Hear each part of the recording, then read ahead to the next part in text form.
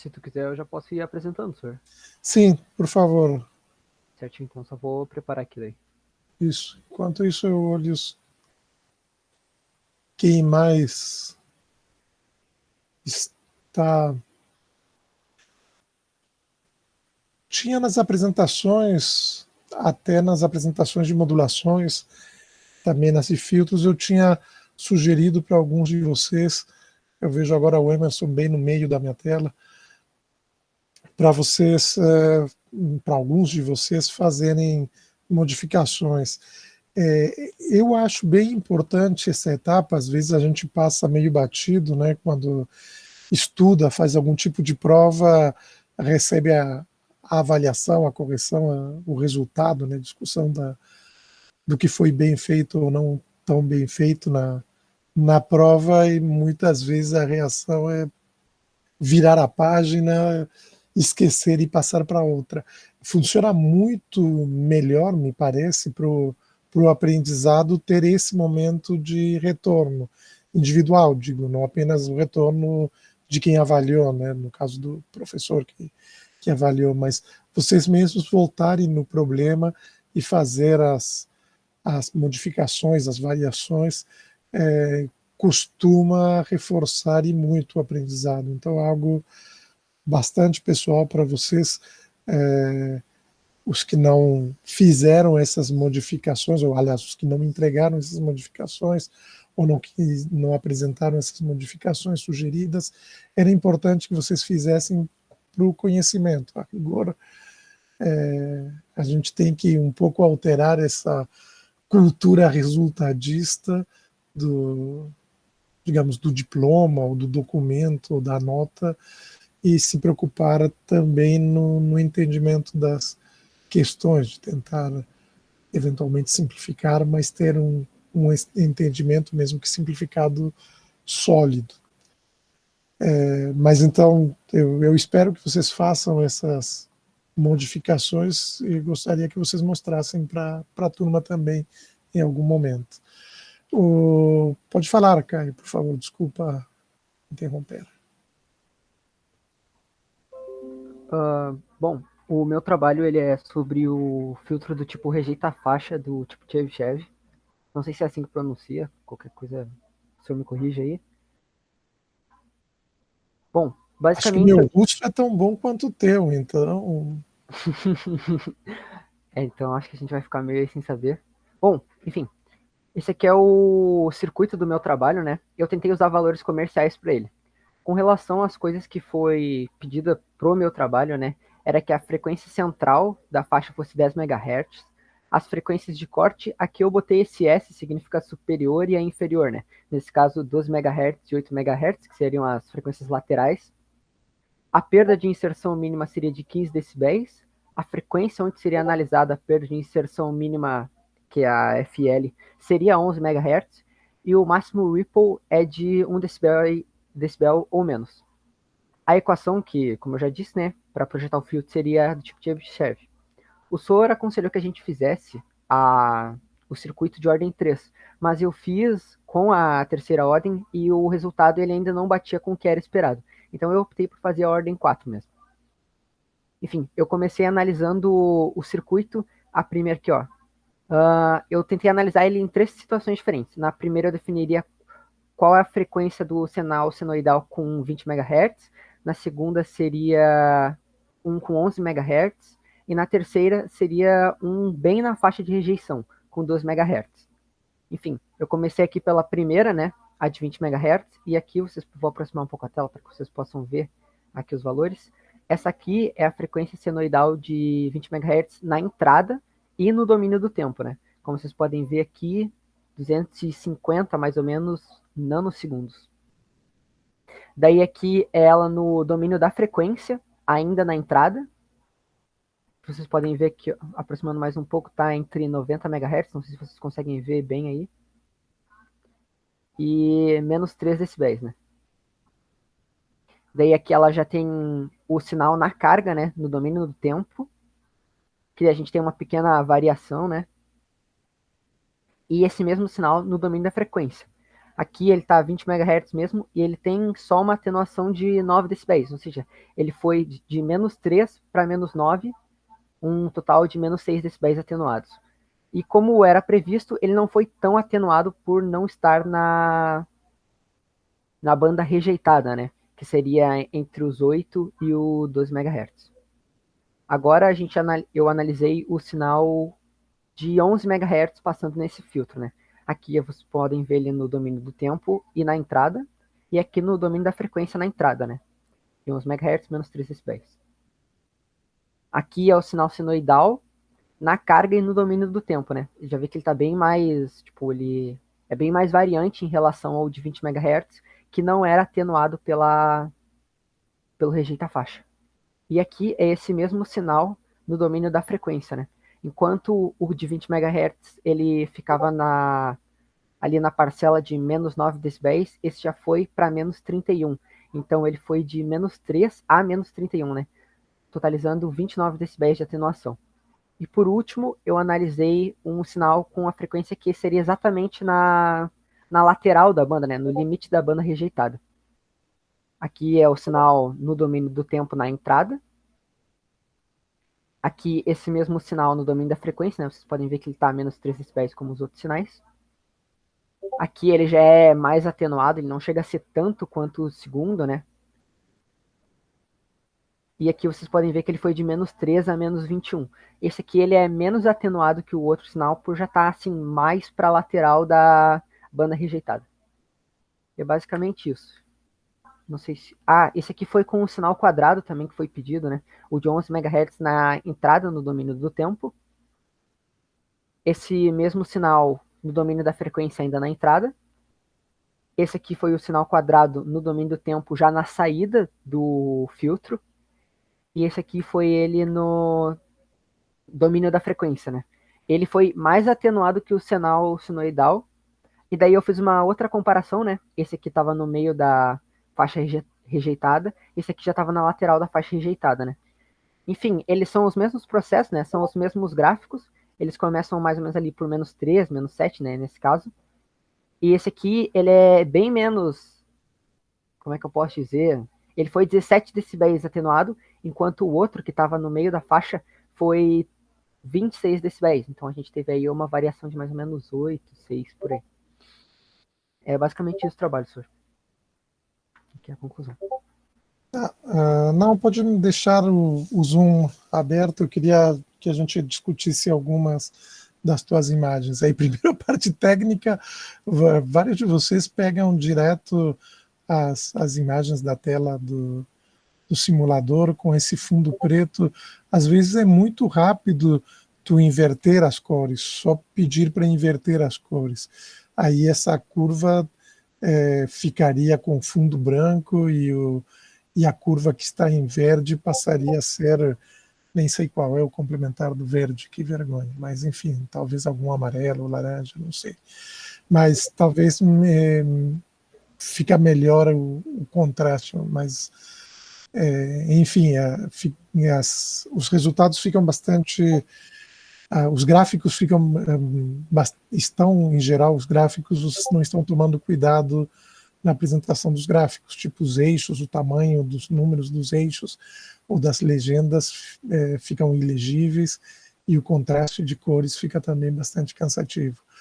Mas vamos lá, primeiro, esse primeiro resultado é a próxima figura no tempo, na frequência. É um resultado interessante porque, em princípio, tu tens uma frequência única, uma frequência pura. Isso devia dar uma espícula, devia dar algo muito fino naquela frequência.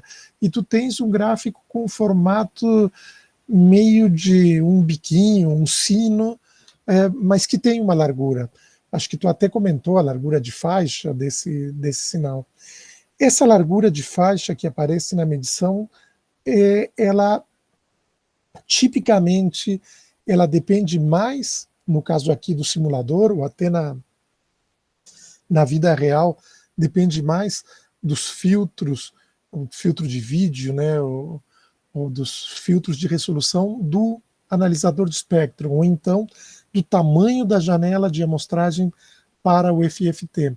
Então, mexendo nos parâmetros, sem mudar o circuito, mexendo nos parâmetros de cálculo do FFT, mudando a largura da janela, esse bico roxo, sei lá, pink, ele vai estreitar. Se o gráfico anterior, o gráfico no domínio do tempo, se ele fosse numa janela muito grande, com várias senoides, automaticamente o cálculo do FFT ia estreitar, ia ficar bem, bem fininho. Então, a largura de banda deste não é pulso, né, deste ponto, desta frequência que tu vê no gráfico da frequência, é irreal, é um artifício matemático feito pelo FFT. Vocês podem testar isso. Volta na figura anterior um instante, por favor, Caio. Do domínio do tempo. Qual é a tua base de tempo aí? Eu não consigo ler, mas é 200 nanosegundos, mais 240 nanosegundos. Bom, se tu dobrar essa base de tempo, se tu fizer a leitura em 500 nanosegundos, em 1 microsegundo, no gráfico seguinte, esse pulso, entre aspas, porque não é no domínio do tempo, vai estreitar mais, vai ficar bem fininho. Tu pode observar isso nos gráficos seguintes, naqueles da onda quadrada. Eu acho que a gente pode ir direto para os gráficos da onda quadrada, que eu queria comentar outra coisa. Vai lá no primeiro gráfico com a onda quadrada. O que tu estás fazendo é um rejeita faixa. Sim, isso mesmo, rejeita a faixa. Então, aqui tu vês que a onda quadrada ela é composta, deixa ver o gráfico no domínio da frequência, o próximo. Tu vê que ela é composta de uma fundamental que ficou gordinha no teu gráfico, por quê? Porque tu tens poucos períodos para avaliar. Por isso que o software, o FFT, o algoritmo, desenha essa fundamental mais gordinha. Uma terceira harmônica, até tem uma segunda harmônica muito, muito pequena. Mas uma terceira harmônica que é um pouco mais estreita. Por que é um pouco mais estreita? Porque tu tens 3 vezes mais pulsos da terceira harmônica. Essa terceira harmônica com uma amplitude um pouco menor. Uma quinta harmônica, também uma quarta harmônica com uma amplitude muito baixa, né? Mas uma quinta harmônica e assim vai. Tu consegue identificar os componentes que eu falei, a fundamental, a terceira harmônica, a quinta harmônica? Sim, senhor, consigo, mais ou menos. Vai com o mouse para ver se tu está enxergando certo. Qual é a fundamental? A fundamental não seria essa aqui, senhor? Isso, essa fundamental, que eu estou dizendo que a largura dela é artificial e ela é dada porque tu estás avaliando com poucos pulsos. Tu avaliou com, sei lá, acho que uma meia dúzia de pulsos quadrados. Aí, qual seria a terceira harmônica? É o pulso alto seguinte. Não, a terceira é a próxima que aparece. Essa aqui? Essa aí é a terceira harmônica. A onda quadrada é formada por um somatório de harmônicas ímpares. Então, tu tens uma fundamental de 11 MHz, é uma senoide de 11 MHz, somada com uma senoide de 33 MHz. A senoide de 33 MHz é esse segundo pulso alto, esse segundo bico alto, que ele é mais estreito, porque na janela que tu avaliou, na janela do teu FFT, tu tens 3 vezes mais períodos de 33 MHz que a quantidade de períodos que tu tinha de 11 MHz. Tá vendo? O outro pulso lá embaixo, bem baixinho entre os dois, seria uma segunda harmônica, que idealmente não faz parte da onda quadrada. Isso aí ou é uma distorção na hora de montar a onda quadrada, ou é provavelmente também um outro efeito matemático, um outro artifício matemático, um outro defeito matemático do algoritmo de FFT que faz aparecer essas harmônicas de ordem par, né? Então esse biquinho baixo deve estar em 22 MHz, o outro alto, que é a terceira harmônica, em 33 MHz. Depois tu tens em 55 MHz, tu teria a quinta harmônica, que é o terceiro pulso alto, esse aí, exato, que também aparece mais fino, mas é de novo artifícios matemáticos. E depois uma série de harmônicas ímpares que vão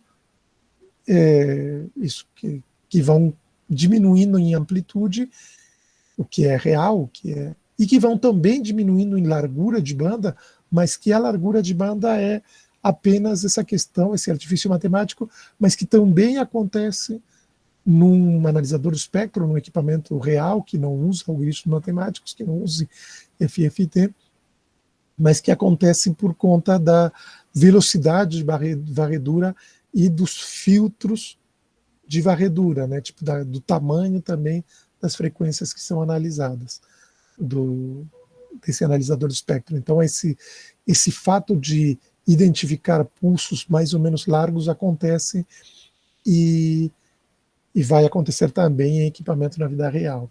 Agora, o que faz o teu filtro? O teu filtro ele filtra, ele elimina, ele reduz a amplitude do sinal principal de 10 MHz e os sinais vizinhos, entre 8 e 12.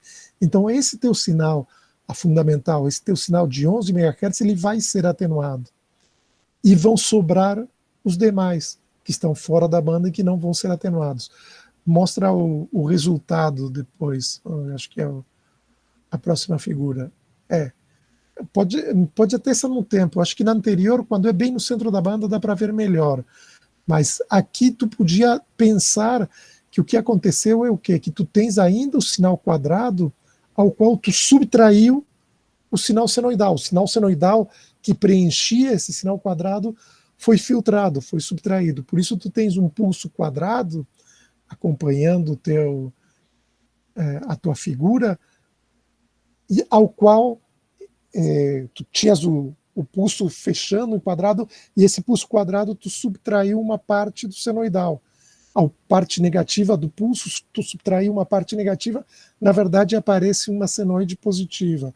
E o que tu estás vendo aqui, tu ainda mantens o pulso quadrado, e aí tu está subtraindo a fundamental, que é a onda que é principalmente filtrada. Acho que quando tu fez a simulação para 10 MHz, fica mais simétrico, fica até melhor de enxergar isso. Aqui tem um efeito também de defasagem, de mudança no tempo, porque tu está fora do centro da banda. Tu tinha o resultado, né, de 10 MHz, o anterior, né? Mostra aí, por favor. Tu diz o sinal senoidal ainda, senhor? Não, não, quadrado. Tu não fez o quadrado de 10 MHz? Não, eu fiz só o de 11 e o de 12, senhor. Ah, bom, então era esse, desculpa, esse que dá para ver, então, relativamente bem o pulso quadrado diminuído da senoide, que é o que o filtro faz, ele mata a fundamental, deixa passar as demais harmônicas, elas têm que preencher o espaço que falta na senoide para fazer o pulso quadrado, para ficar o pulso quadrado. E esse espaço que falta, espaço entre aspas também, né? Que falta na senoide para ele virar quadrado é o que está aparecendo no teu resultado depois de ter filtrado principalmente a fundamental. Pelo teu filtro, as frequências de 33, 55, 77 MHz não são atenuadas, é atenuada principalmente a de 11 MHz. Mas acho que era isso, a menos que alguém tenha mais alguma coisa a comentar, acho que era isso que a gente podia aproveitar para discutir do teu resultado. Posso parar de transmitir então, senhor? Acho que sim, a menos que alguém tenha alguma pergunta. Se não, obrigado, Caio.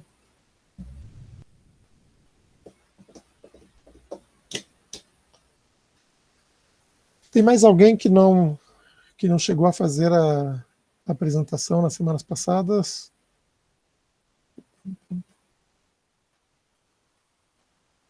Todo mundo fez as apresentações?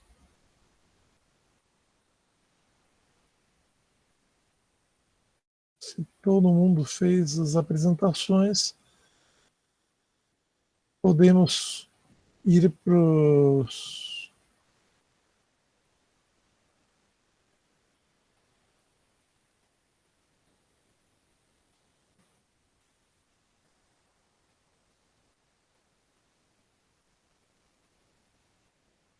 Deixa eu só ver uma coisa.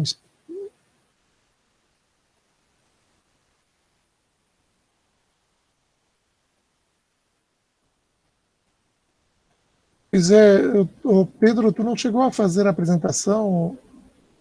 Eu não tenho avaliação tua. Tu não chegou a fazer também, não vai fazer? Não conseguiu fazer? Tá bom. Vamos então ver as questões de osciladores. Eu cheguei a colocar uns comentários sobre os osciladores e eu queria estudar os três osciladores que coloquei no comentário que já tinha falado nas semanas anteriores. Vocês chegaram a ler o texto que eu postei?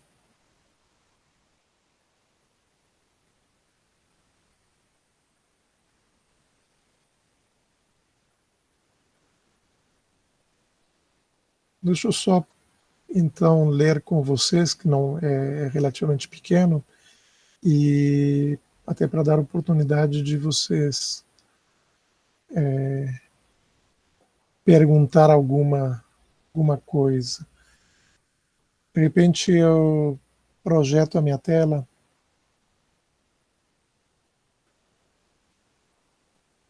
Eu postei acho que ontem, tarde da noite, então possivelmente vocês não tenham tido oportunidade mesmo de ler.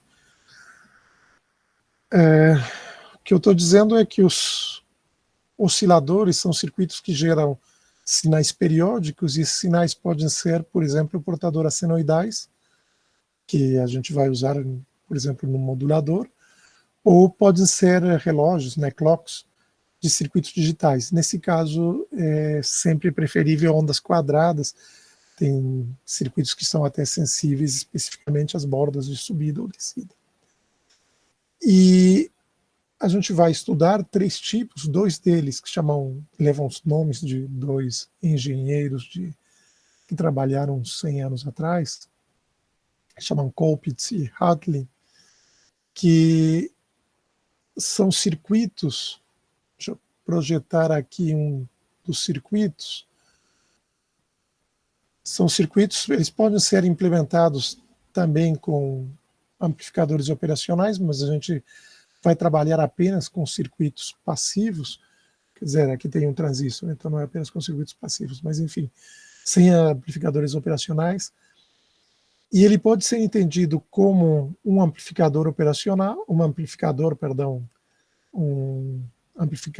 em emissor comum. Então tem o transistor, aqui podia ser um transistor BC547, 546, 547, 548, um BC que vocês devem ter usado no ano passado, com o emissor comum, isso quer dizer o emissor à terra, e a entrada entre a base e o terra, que é comum, que está comum entre a entrada e a saída, né, no emissor, e a saída no coletor, né, entre o coletor, uma tensão entre o coletor e o terra, a saída. Né.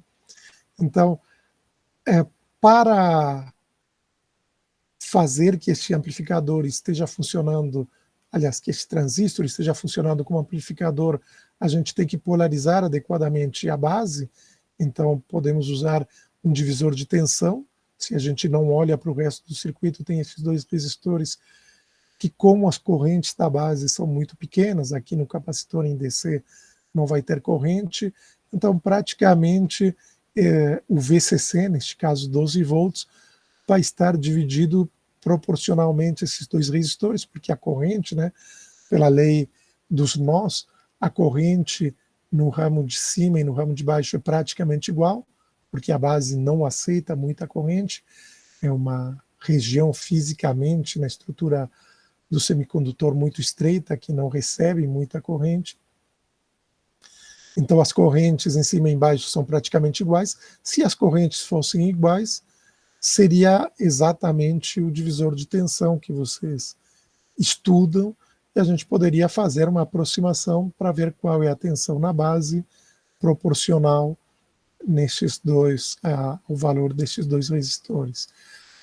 Tendo a tensão na base, a gente pode calcular a tensão no emissor, supondo que está trabalhando no modo ativo, fazendo uma queda de tensão de 0,7 volts, que também é uma aproximação. Na verdade, a queda de tensão é variável, mas na região ativa é muito próxima a 0,7 volts. Pode, com uma corrente muito baixa, ser 0,6 volts, e com correntes muito, muito altas, pode subir até um pouquinho acima de 0,7 volts, mas é praticamente a curva de resposta IV do transistor ou do diodo, da junção. Então, a junção é algo como se fosse um diodo, até a gente, no símbolo do transistor, desenha um pequeno diodo aqui. É muito rápida, é muito vertical a curva, então a gente pode aproximar, para não fazer contas muito sofisticadas, uma queda de tensão em 0,7. Tendo a tensão na base avaliada, então, pelo divisor de tensão, aproximado por um divisor de tensão ideal, a queda de tensão na junção base e emissor aproximada por 0,7 volts, a gente tem uma boa estimativa de qual é a tensão no resistor. Tendo o valor do resistor do emissor, a gente tem qual é a corrente do resistor de emissor, que é, já que, de novo, lei de nós, aqui não mais nó, neste volume, a quantidade de corrente que entra pela base e pelo coletor tem que ser igual à quantidade de corrente que sai pelo emissor, porque a corrente não nasce, a corrente só circula, né? Então, a corrente que sai retorna pela malha de terra, circulando. A corrente que entra, na verdade, veio da malha de terra ou da malha de VCC, né, através do terra da fonte de VCC. A corrente circula. Então, como a corrente que entra é a mesma que sai, de novo, como a corrente da base é muito pequena, a corrente no emissor é praticamente igual à corrente do coletor. Então, a gente pode calcular e dizer que estamos no modo ativo. O sinal que entrar aqui na base vai ser amplificado aqui no coletor e pode estar disponível nesta saída. Para que se colocam estes capacitores? O ganho do transistor é uma relação entre o resistor do coletor e o resistor do emissor, considerando resistências internas do transistor. Então, para aumentar o ganho, é interessante, se eu quero trabalhar para o sinal de alta frequência, para o sinal AC, não para a polarização, não para o nível DC. Eu quero trabalhar com um ganho mais alto, eu quero em frequências aterrar, em alta frequência eliminar este resistor com este capacitor, que a gente vai chamar de capacitor de bypass, e este capacitor vai aterrar o sinal de alta frequência. Então vou ter uma relação de ganho maior, porque eu vou ter uma relação do resistor de coletor dividido pelo resistor de emissor maior, com ganho maior. E em vez do resistor de coletor, aqui muitas vezes se coloca em série com o resistor do coletor, aqui foi até omitido o resistor de coletor, este indutor, para que também o sinal de alta frequência, ele não consiga, o sinal de alta frequência não consegue atravessar o coletor, o indutor, ele consegue atravessar o capacitor, mas não o indutor, para que esse sinal de alta frequência não viaje para a fonte, não seja desperdiçado na fonte, não seja aterrado através da fonte, para ter então esse sinal de alta frequência disponível na saída. Então isso aqui é um choque de enforcar em inglês, um choque de RF, choke de enforcar, de RF de alta frequência, de novo para isolar o sinal de alta frequência de um eventual aterramento através e sumiço, né, dissipação desse sinal de alta frequência através do VCC. E este capacitor, a gente chama de capacitor de desacoplamento, é para que apenas a alta frequência fique disponível e o sinal de polarização não venha a ser aterrado através do circuito que se coloque como carga e altere o funcionamento do transistor. Esse sinal de alta frequência, além de ficar disponível na saída, ele não vai ser aterrado para o VCC, ele vai passar aqui por isto aqui, que é um filtro LC, onde o capacitor ele foi dividido em 2 capacitores e entre os 2 capacitores estão aterrados. Tem um ponto de aterramento. Eu não vou discutir essa questão, essa estratégia de divisão dos 2 capacitores, eu vou pedir para vocês aceitarem como curiosidade, enfim, como característica para otimizar o modelo desse filtro de realimentação. Mas este filtro de realimentação, ele vai selecionar uma frequência com a mesma regra do circuito LC, do ressoador LC, e essa frequência selecionada é realimentada na entrada. De novo aqui, apenas a alta frequência passa por esse capacitor, o sinal não vai ser, não vou ter eventuais sinais de terra ou sinais de VCC, aqui esse sinal de VCC, este sinal de VCC através do choque de RF, não vai atrapalhar ou não vai modificar o sinal de polarização. Então, para calcular um oscilador Colpitts, a gente precisa então colocar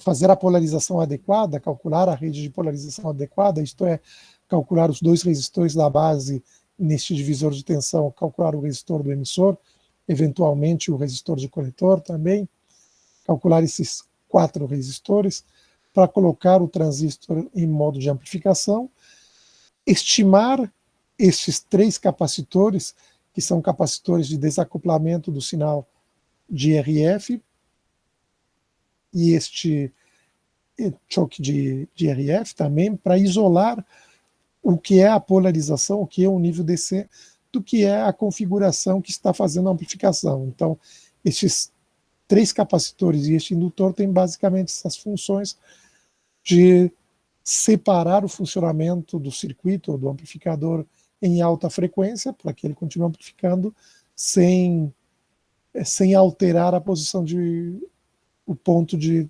trabalho do amplificador, a polarização dele. Isto aqui é esse filtro de realimentação que faz a realimentação da frequência selecionada. Então, tem que polarizar o transistor, calcular esse filtro. A equação para calcular esse filtro, a frequência de corte é 1 sobre raiz de LC, sendo L o indutor e C a capacitância. A capacitância é a capacitância equivalente da soma desses 2 capacitores, que estão em série, então é a soma dos inversos, né? O capacitor funciona, se o indutor funciona parecido com uma resistência em série, a resultante é a soma dos 2 indutores em séries, no capacitores não, é a condutância, seria o equivalente a uma associação de condutâncias. Então é o inverso da soma dos inversos, né? Aquela multiplicação e a soma.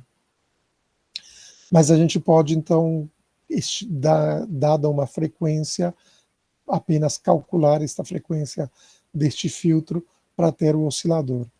No texto, aqui, no texto eu incluí um vídeo do YouTube que é bem longo e bem explicado, onde ele faz ele se detém bastante na revisão do projeto da polarização do transistor, e ele também se detém muito no dimensionamento dos capacitores ou dos indutores. Muitas vezes a gente não faz esse dimensionamento, coloca valores mais ou menos padrão. Se vocês prestam atenção, quando ele faz o dimensionamento dos capacitores, ele arbitra uma frequência mínima de funcionamento. E como é arbitrada e é bastante ampla, tipo, ele arbitra, se eu não lembro mal, eu assisti uns dias atrás de novo esse videozinho, ele arbitra acho que 40 Hz e a frequência do filtro é 400 kHz. Então ele podia ter arbitrado 4 kHz, 40 kHz, podia ter arbitrado valores de corte inferior para dimensionar a realimentação muito diferentes, e teria encontrado valores, então, dos capacitores dos capacitores. Eu acho que ele não usa choque de RF diferentes. Então, é bastante comum, nesse sentido, arbitrar esses valores. Aqui vocês veem que tem valores bem cheios, de 100 nanofarad, 10 nanofarad. É possível isso, mas é interessante alguma vez na vida ver o dimensionamento desses 3 capacitores. E depois ele faz o cálculo do filtro, que também está nesse texto. O segundo oscilador é um oscilador tipo Hartley. Isso aqui é spoiler, não sou eu que compro essa roupa militar que aparecem essas propagandas para mim. Deve ser mais alguém aqui em casa, não sei. Mas não me dedico à caça e pesca. O oscilador tipo Hartley é a mesma coisa, só que o filtro de realimentação é um filtro onde tem um capacitor e 2 indutores. E, de novo, entre os 2 indutores, o aterramento. De novo, tem esses capacitores para evitar que o ponto, por exemplo, aqui de polarização seja alterado pelo VCC, enfim, seja alterado pelo filtro. De novo, para que o ponto de polarização seja dominado por esses 2 resistores. Ainda o capacitor de bypass, porque este resistor a gente gostaria que fosse o mais baixo possível, só que o resistor muito, muito baixo provoca alguns problemas de estabilidade no transistor. E a gente tem a mesma saída. Esses são os 2 osciladores que eu queria ver, e eu queria pedir para vocês, daqui a pouco, nessas próximas 2 semanas, dividir tarefas. Não sei se vocês preferem fazer em equipes ou individual. Eu acho melhor até para ter um pouco mais de controle de trabalho, não que vocês não possam trocar ideias e se ajudar, mas em equipes, às vezes, tem alguém da equipe que acaba não fazendo nada. Pelo menos a gente fazia isso, eu fazia com os meus colegas, não, eu faço todos os trabalhos de determinada cadeira, tu faz todos da outra, e aí tu termina perdendo bastante. É melhor, tudo bem, eu faço ainda os trabalhos da minha cadeira, tu faz os da outra, mas eu faço o meu e te explico para tu fazer o teu. Tu faz o teu e me explica para fazer o meu. Então, de repente, é melhor a gente fazer individual os exercícios que eu vou pedir em seguida. Deixa eu voltar, feito esse parênteses, deixa eu voltar para o outro oscilador. O outro oscilador é esse multivibrador astável.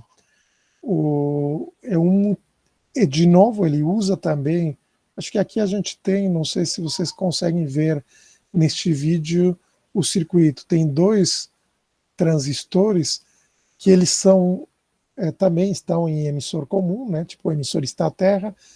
Esses diodos aqui é apenas para fazer um efeito meio pisca-pisca, um efeito meio psicodélico. Tem o resistor de coletor, não tem aqui resistor de emissor, mas este transistor, na saída desse transistor, a gente tem este capacitor e, através do VCC, um resistor também. Então tem um circuito RC, este resistor, este capacitor, que alimentam a base deste outro transistor. Tá? O que vai acontecer, e o circuito é simétrico, né? A base deste outro transistor, ela é realimentada da saída deste Q2 através deste capacitor e deste resistor. O que vai acontecer é que esses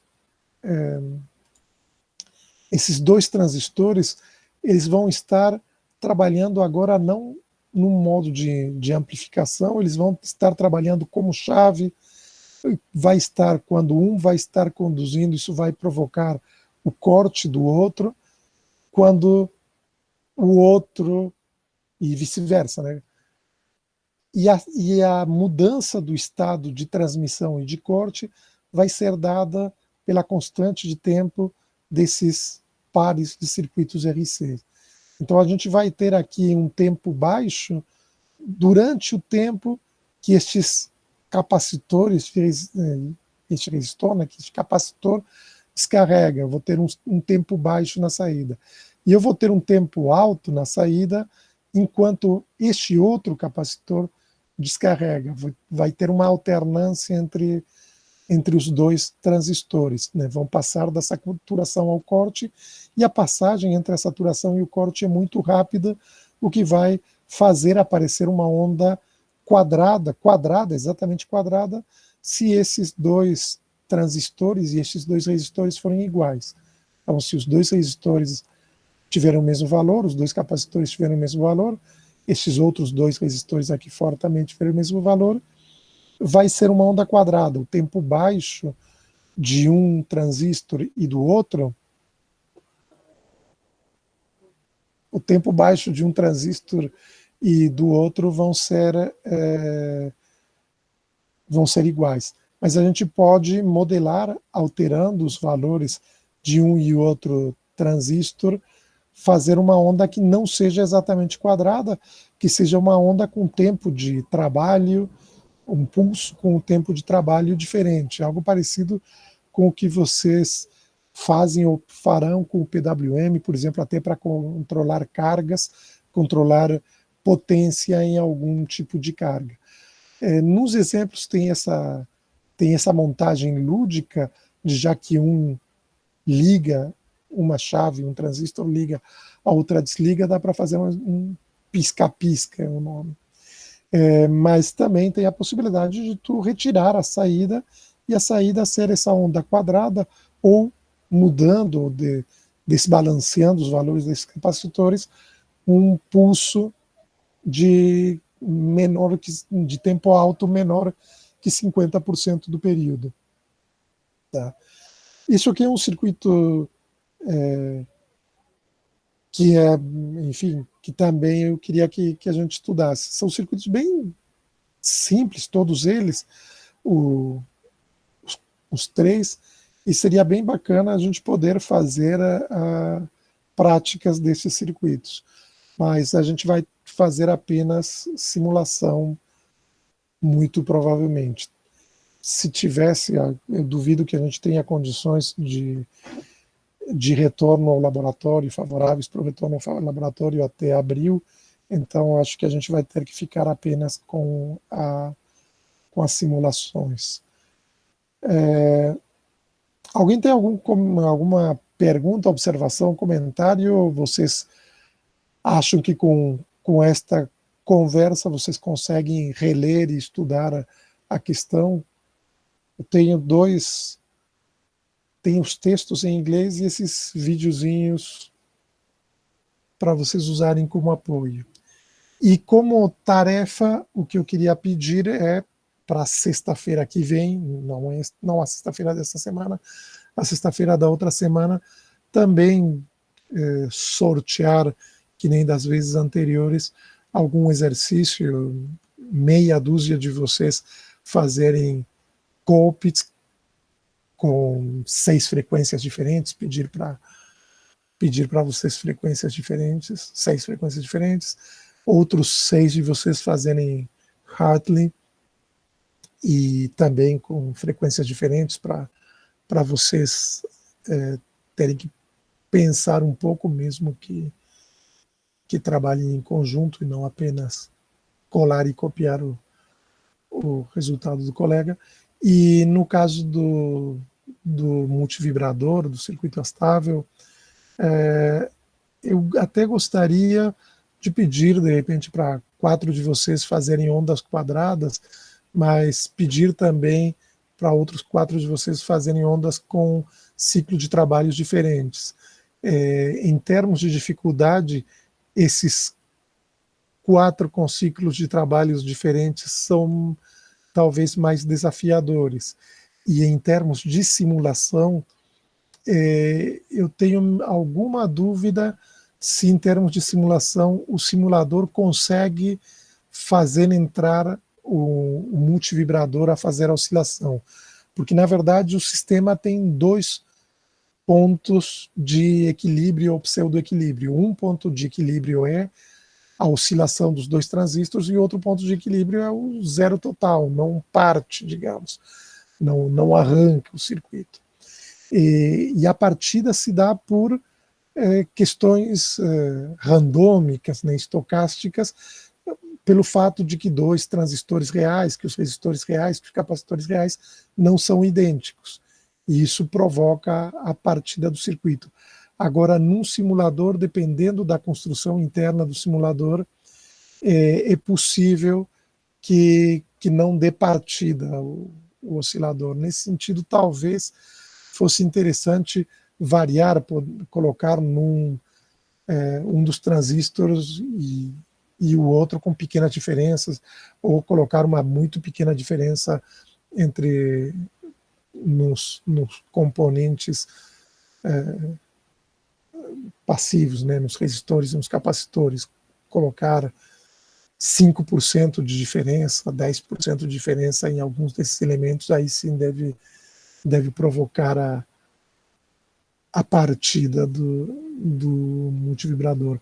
Mas como trabalho com multivibrador pode ser mais chato, em geral, por conta do oscilador, do circuito, perdão, do simulador, e como me parece que a proposta do trabalho com duty cycle também um trabalho um pouco maior, não sei, eu queria deixar, se algum de vocês querem receber a tarefa como desafio, eu aceito que vocês o façam e eventualmente troquem com alguns colegas de comum acordo. Se alguém já sabe disso, pode me dizer, eu já tiro fora do sorteio, já indico a tarefa para quem quiser, senão eu faço sorteio hoje à noite e publico qual é o trabalho de cada um de vocês hoje à noite, por sorteio, e vocês podem eventualmente fazer alguma troca, só me comunica.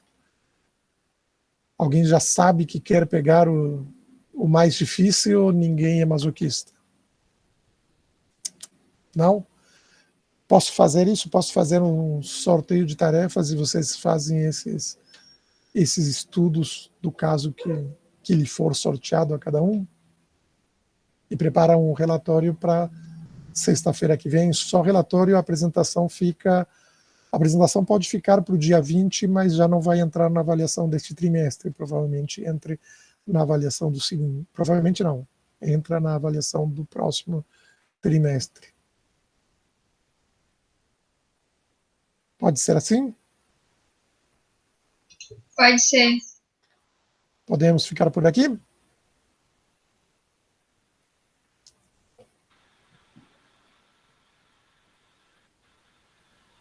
Sim, senhor. Então, se vocês não têm nenhuma pergunta por enquanto, ficamos por aqui. Vocês perguntam via fórum, de preferência via fórum, aí todo mundo consegue ver as respostas e tentarem discutir as questões, tá? Então, até mais, pessoal. Obrigado, hein? Bom trabalho aí, bom carnaval, bom, acho que bons estudos no carnaval, quem for viajar ou sair, que o faça com prudência, com extrema cautela, pela situação sanitária do país. Até mais, pessoal. Tchau. Tchau.